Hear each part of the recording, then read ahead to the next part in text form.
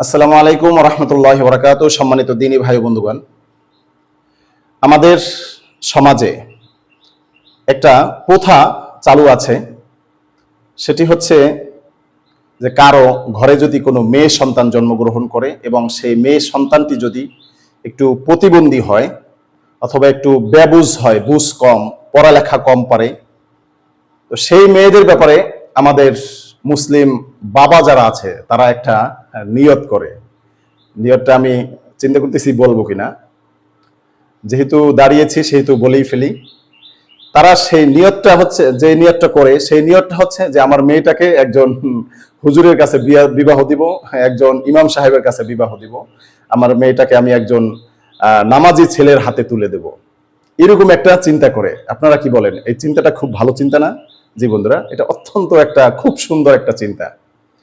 এখানে আরেকটা ভাবার বিষয় আছে, যে বিষয়টা আমি শেয়ার করতে চাচ্ছি সেটি হচ্ছে, কারো মেয়ে যখন সুস্থ স্বাভাবিকভাবে বেড়ে ওঠে, অর্থাৎ সেই মেয়েটা পাগল না, প্রতিবন্ধী না, বোবা না, তার সব বডি ফিটনেস সব ঠিক আছে, তার লেখাপড়া ভালো, সে প্রত্যেক ক্লাসে ভালো রেজাল্ট করতেছে, গোল্ডেন এ প্লাস সহ আরো ভালো যত রেজাল্ট আছে সব সে করে। এই মেয়েটা যখন সর্বশেষ শিক্ষার যে স্তরটা আছে আমাদের বিসিএস, এরকম পর্যায়ে যখন একটা মেয়ে চলে যায়, ভালো মেয়ে, ওই মেয়ের বাবা কোনোদিন এই কথা কিন্তু ভাবে না যে আমার মেয়েটাকে একজন 5,000 টাকা চাকরিওয়ালার ইমামের কাছে বিবাহ দেব। ঠিক না? এটা কি কেউ ভাবে? এটা ভাবে না। কে ভাবে? যার মেয়েটা চলতে পারে না, হাঁটতে পারে না, কথা বলতে পারে না, চোখে দেখে না, মাথায় কিছু নাই, খাতায় কিছু লিখতে পারে না, এরপরে ওই গার্জিয়ানটা ভাবে কিভাবে জানেন? যে আমি দিনের জন্য, ইসলামের জন্য অনেক কিছু করে ফেলেছি।